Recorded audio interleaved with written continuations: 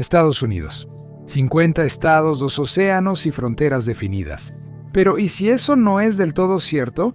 ¿Y si las fronteras aún no están completas? Tal vez uno de los próximos lugares que Washington quiere ni siquiera es estadounidense todavía. ¿Por qué Estados Unidos ya trata a Groenlandia como si fuera suya? Seamos sinceros, tras Venezuela todo es posible. Mira la isla del Atlántico Norte, poco poblada, con muchos recursos y clave para la defensa antimisiles y la estrategia de Estados Unidos en el Ártico. Esto hace de Groenlandia un ejemplo actual de la expansión de Estados Unidos sin expansión oficial. Groenlandia es 3 veces más grande que Texas y tiene menos habitantes que un pequeño pueblo de Estados Unidos. Además, está justo bajo la ruta de misiles más corta entre Rusia y Estados Unidos. A enero de 2026, sigue siendo un territorio autónomo dentro del Reino de Dinamarca. Ha tenido autogobierno desde 2009, aunque Dinamarca se encarga de los asuntos exteriores y la defensa. En realidad, Groenlandia alberga la base espacial Petufik, la base militar estadounidense más al norte. Durante décadas, Petufik ha sido un gran oído, escuchando misiles balísticos sobre el polo y vigilando la flota del norte de Rusia. Petufik es importante porque el Ártico ya no está tan lejos. Con misiles, la distancia importa menos. La ruta más corta entre Rusia y América del Norte pasa por el polo, no por un océano. Por eso Groenlandia ha sido valiosa, aunque parezca solo hielo y roca. Por eso la base no es solo una reliquia de la Guerra Fría. Es uno de los pocos lugares donde la cobertura de radar, el rastreo satelital y la infraestructura de alerta temprana realmente importan. Estados Unidos no necesita poseer Groenlandia para aprovechar esa ventaja. Solo debe garantizar que el acceso no se interrumpa. Y es ahí donde la conversación deja de ser sobre diplomacia y empieza a ser sobre permanencia. En años recientes, Estados Unidos se ha enfocado en otro tema.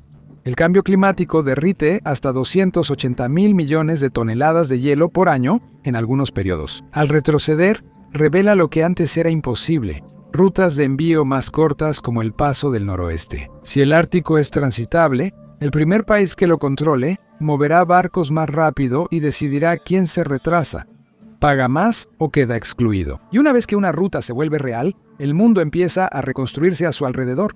Los puertos se expanden, los mercados de seguros se ajustan, las compañías navieras planean todo su futuro en torno a los nuevos cronogramas. Y eso cambia cómo se ve el control. Ya no es solo defender una base, es gestionar el tráfico, hacer cumplir las reglas y decidir quién obtiene acceso confiable. Y si esto suena teórico, no lo es. Quien controla esta ruta no solo mueve barcos en un mapa, decide quién se enriquece primero. Además, Groenlandia no vale por su tamaño. Es valiosa porque tiene minerales esenciales para el ejército moderno de Estados Unidos. Las estimaciones sugieren que Groenlandia posee alrededor de 1.5 millones de toneladas métricas de elementos de tierras raras, materiales usados en aviones de combate, armas de precisión, radares y satélites. Ese es el problema. Si se restringe el acceso a las tierras raras, no solo se ralentiza la tecnología de consumo, también afecta la producción de defensa, los sistemas energéticos y la capacidad industrial, lo que un país necesita en una crisis prolongada. Por eso Groenlandia no se trata como territorio lejano. Esto es como una compra de Luisiana del siglo XXI.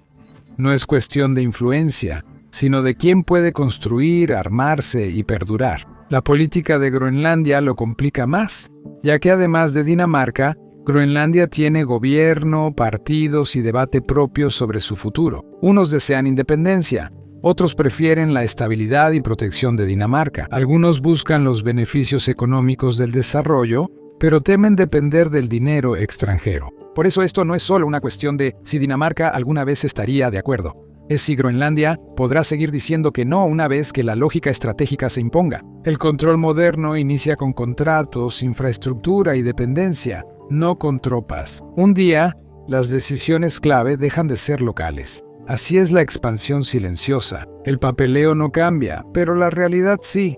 Lo de Groenlandia no es solo inmobiliario, es clave para sobrevivir. El mensaje para Copenhague es claro. Tienen algo que Estados Unidos desea. Es el mismo pensamiento que impulsó la compra de Luisiana, solo que ahora con más satélites y temperaturas heladas.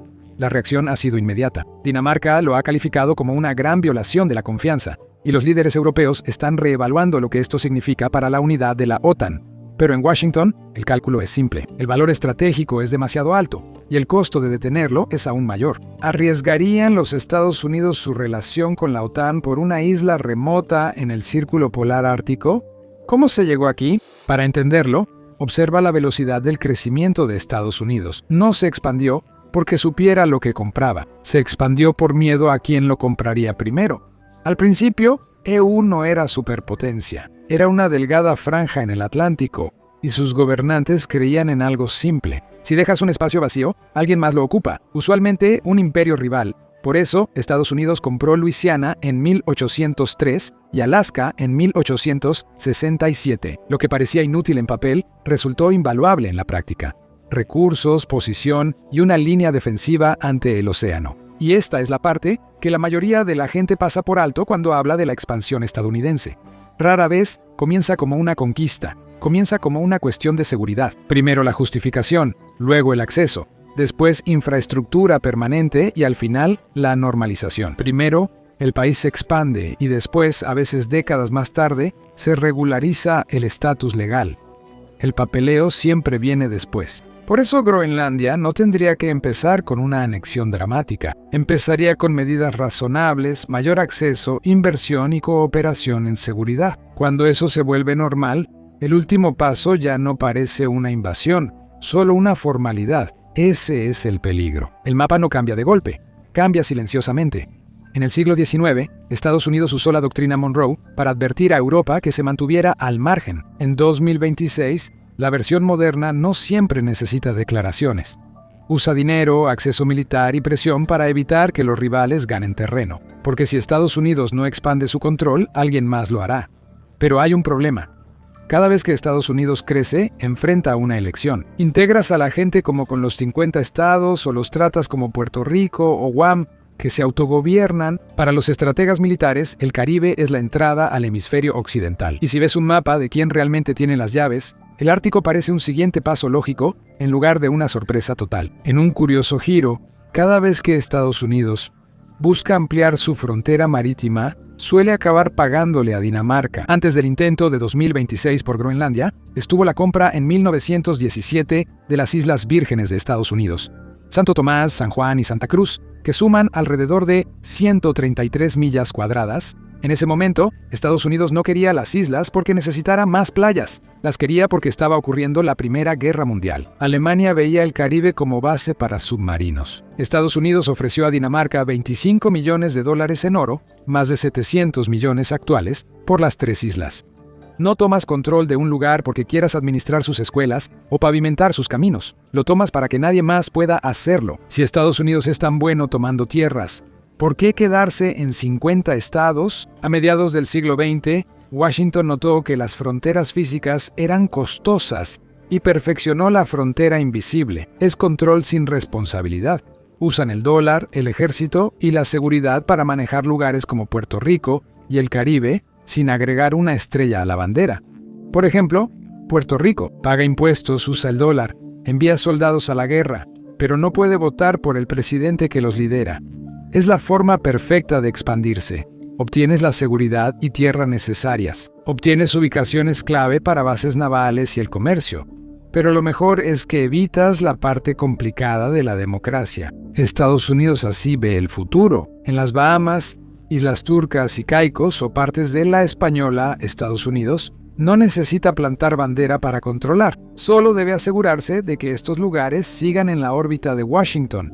Si retrocedes, verás lo que la Marina llama puntos estrechos marítimos. El paso de los vientos, entre Cuba y Haití, mide 80 kilómetros en su parte más estrecha. El paso de la Mona entre República Dominicana y Puerto Rico tiene 96 kilómetros de ancho. Si Estados Unidos los controla, domina la principal vía del hemisferio occidental. Cada barril de petróleo que sale del Golfo de América, antes llamado Golfo de México. Una gran cantidad de los barcos de carga europeos que abastecen a las Américas debe pasar por estos mismos corredores. Y una vez que ves eso, entiendes por qué el Caribe siempre ha sido tratado de manera diferente. Esto no es influencia, es control logístico. Quien controle estos pasajes decide qué circula libremente y qué se retrasa, inspecciona, desvía o encarece. Afecta energía, comercio y movimiento militar. Eso determina la rapidez con que los refuerzos cruzan océanos o los barcos responden a crisis en Centroamérica o el norte de Sudamérica. El Caribe no solo es donde Estados Unidos proyecta poder, sino donde controla las reglas de movimiento. En el mundo moderno, incluso afecta la presión a mayor distancia, porque el comercio global depende de cuellos de botella predecibles, no solo de los océanos. Si un cuello de botella falla, lo siguiente cuesta más. Por eso el Caribe consiste en controlar las rutas que conectan la economía de Estados Unidos con el mundo. Estados Unidos lleva 200 años intentando que el Caribe sea un mar cerrado, pero ahora cambian las herramientas de control. Ya no se trata solo de enviar marines para ocupaciones temporales, como en Haití de 1915 a 1934. Ahora se trata de sistemas, espacio aéreo, rutas marítimas, patrullas de la Guardia Costera, acuerdos aduaneros y redes financieras. El Caribe cruza la infraestructura estadounidense, sin importar las banderas. Ahí la frontera invisible se vuelve real. Cuando un gobierno caribeño tambalea, no solo genera caos local, sino que afecta la influencia de Estados Unidos inmediatamente. Requiere efectivo, combustible, comida y legitimidad pronto. Casi todo depende de sistemas controlados por Estados Unidos, lo cual es evidente en la realidad. Un huracán destruye los puertos y la energía, y de repente el país no solo está reconstruyendo, sino que también está buscando desesperadamente diésel, financiamiento de emergencia y ayuda para desastres liderada por Estados Unidos para seguir funcionando. Llega una crisis de deuda. Las importaciones se detienen, y ahora el gobierno está negociando austeridad y acceso bajo presión externa.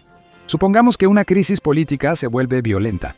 Washington no tiene que invadir. Puede congelar la ayuda, moldear el apoyo en seguridad e inclinar el resultado desde la distancia. Ese es el modelo de imperio moderno. No se requiere ocupación. Estados Unidos puede dirigir los resultados, mientras la región sigue siendo independiente en teoría. Y por eso el Caribe no es solo un lugar cercano, es estructural. La inestabilidad aquí no se contiene. Eleva los costos de envío, presiona la frontera y pone en riesgo la preparación militar regional. Ese es el punto. Estados Unidos no necesita tomar el Caribe, solo mantenerlo bajo sus condiciones, pues controla el acceso al hemisferio desde ahí. Pero hay un lugar que conecta el hemisferio con todo el sistema de envíos del planeta. Una ubicación que no solo le importa a Washington, a todas las grandes economías les importa Panamá. En 1903 era parte de Colombia y Estados Unidos. Quería un canal. Colombia se negó. Entonces Washington mandó un barco naval para apoyar una revuelta y surgió un nuevo país casi de inmediato. ¿El costo de esa libertad? Estados Unidos controló una franja de tierra de 10 millas de ancho, como si fuera independiente hasta 1999. ¿Por qué importa ahora? Estados Unidos devolvió el canal a Panamá, pero el interés nunca se fue.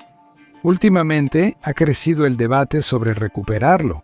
¿Por qué? Alrededor del 5 a 6% del comercio marítimo mundial pasa por estas esclusas, incluyendo el 40% de los contenedores de Estados Unidos. Mientras China invierte en otros países con la franja y la ruta, Estados Unidos ve a Panamá como un posible punto débil y lo observa con cautela. No requiere invadir Panamá. Solo debe aclarar que si la neutralidad del canal se ve amenazada o las tarifas suben demasiado para los petroleros estadounidenses, el ejército de Estados Unidos tiene el derecho residual de intervenir. Su expansión a través de la letra pequeña. Pero hay un lugar que no encaja en este pensamiento: Venezuela. Ningún país en la región combina cercanía, energía, valor e inestabilidad política como este. No es solo política exterior.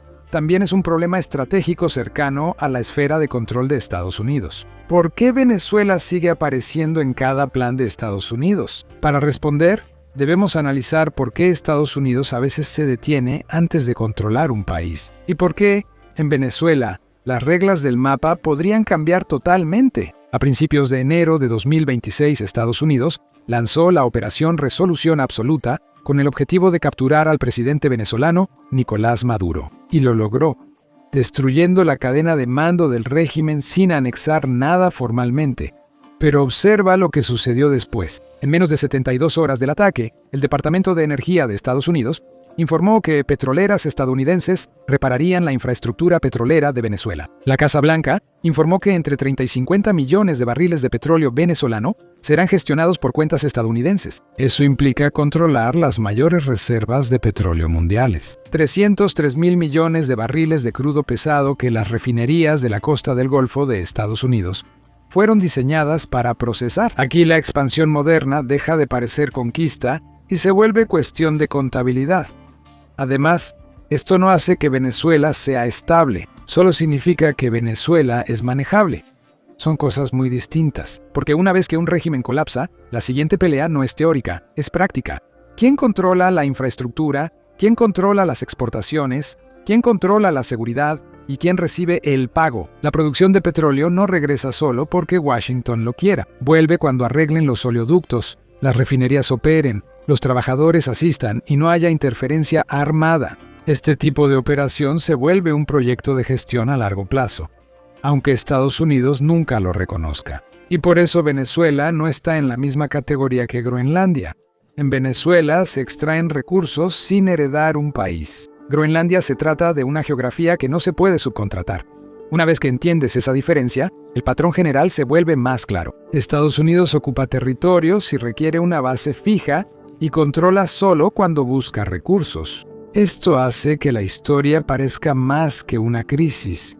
¿Por qué sigue ocurriendo? Cuando un país tiene lo que una superpotencia necesita, la relación deja de ser opcional y la estrategia los une con el tiempo. Con China construyendo puertos en el Caribe y Rusia enviando asesores a Caracas, Washington cambió de mentalidad. Los altos precios de la energía y la influencia de China indicaban que si Estados Unidos no se hace presente, alguien más lo hará. Estados Unidos pasó de 13 colonias a ser un país enorme. Hoy busca hacer del Caribe un lago privado y de Venezuela un campo petrolero administrado. Ahora vemos que el Ártico es su próximo estado. Si Estados Unidos redibuja el mapa al norte y sur, ¿dónde termina? Existen otros vacíos en el mapa, otros lugares donde chocan intereses de Estados Unidos y fronteras extranjeras. ¿La frontera norte o sur? ¿O Estados Unidos observa más allá? Rivales desarrollan islas en el Pacífico. Estados Unidos no necesita conquistar islas en el Pacífico, donde el control no significa poner una bandera en la playa. En cambio, es papeleo que prohíbe a los demás, una pista exclusiva de un país, un radar vigilando el horizonte y un acuerdo que permite a Washington decidir quién puede traer fuerzas a la región. Palaos, Micronesia y las Islas Marshall. 3 naciones soberanas que se han convertido en anclas estratégicas que niegan a China puntos de apoyo en la cadena de islas que se extiende desde Hawái hasta Filipinas. En 2023, Estados Unidos reclamó 386,000 millas cuadradas adicionales de lecho marino, el doble del tamaño de California, en el Ártico, Mar de Bering y Pacífico. Otorga derechos sobre minerales marinos como cobalto y níquel, esenciales para la tecnología del próximo siglo. No hacen falta personas ni banderas, solo líneas en el mapa. Hasta Canadá es objetivo. Posee agua, madera y minerales clave para el próximo siglo. Su defensa ya está muy vinculada a Estados Unidos. Cuando las escaseces globales aumenten, la Unión Norteamericana dejará de parecer una broma y será un plan de contingencia.